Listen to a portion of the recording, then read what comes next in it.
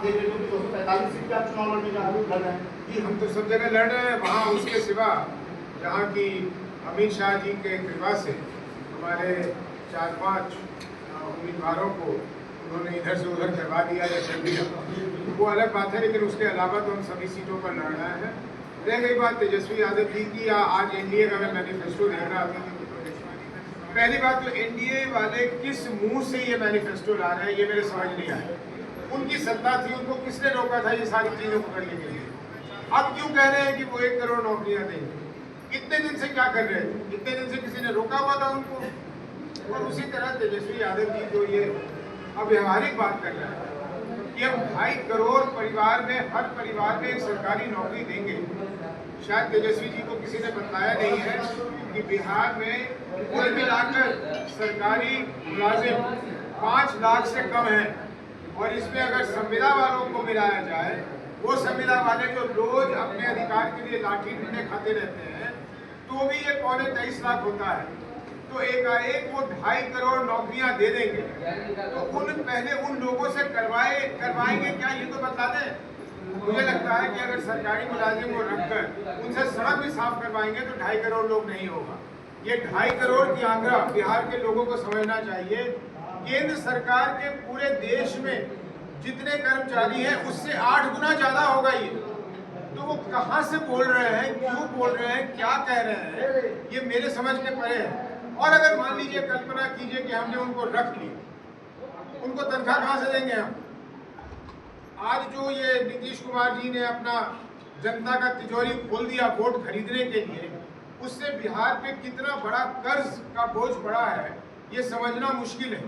मेरे ख्याल इनके पास कोई अर्थशास्त्री है नहीं, या कोई बतलाने वाला नहीं है, या कोई सुनने वाला नहीं है। बिहार की ये हालत हो जाएगी कि बिहार नीलामी के कगार पे पहुंच जाएगा। बिहार को कोई अडानी और अंबानी आकर खरीद रहा होगा।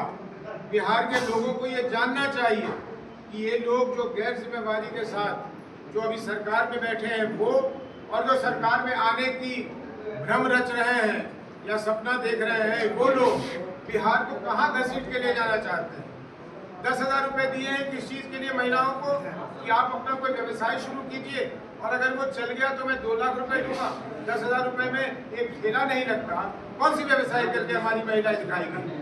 ये कुछ नहीं है, ये वोट खरीदने का एक तरीका है, और बहुत घटिया तरीका है। बिहार में चुनाव है, कल जेपी नड्डा साहब बिहार आए थे, अमित शाह, तमाम बड़े नेता चुनाव प्रचार कर रहे हैं, लेकिन आपके पार्टी के एक बड़े नेता की मदद हो जाती है, तो इसको लेकर क्या कुछ आप लोग वहाँ पहुँच रहे हैं या आपकी बातचीत हो रही है? मेरे पार्टी के वो बड़े नेता नहीं थे, लेकिन नेता थे। मोकामा में उनकी एक साख है, वो संभवतः, और इसमें मुझे पूरी क्लैरिटी नहीं है इसलिए मैं भी नहीं बोल सकता, संभवतः उस समय में, जिस समय ये घटना हुई है, उस समय में वो जन स्वराज के प्रत्याशी पीयूष जी के साथ शायद घूम रहे थे, उनके समर्थन में। हम उसका स्वागत करते हैं। जन स्वराज का दरवाजा खुला है, जो भी आकर बिहार के बदलाव में हाथ बढ़ाना चाहता है उसका स्वागत है। लेकिन जब तक मुझे ये नहीं पता लग जाता कि वो जन स्वराज में मिल गए थे या नहीं मिल गए थे, तब तक मैं इस पर ज़्यादा कुछ कहना नहीं चाहूँगा।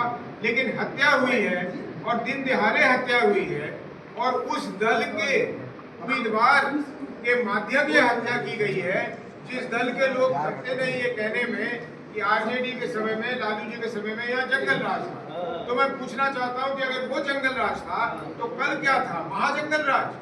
जिस तरह से वो घटना की खबरें आ रही हैं, और पुष्टि जब तक नहीं होगी तो मैं अधिकृत रूप से नहीं कह सकता कि गाड़ी रोककर पहले गोली मारी और फिर उस पर गाड़ी चढ़ा दिया, तो ये तो मेरे ख्याल ये फिल्मों में भी नहीं होता होगा। ये तो कल्पना से भी परे है कि इस तरह की बात हुई है।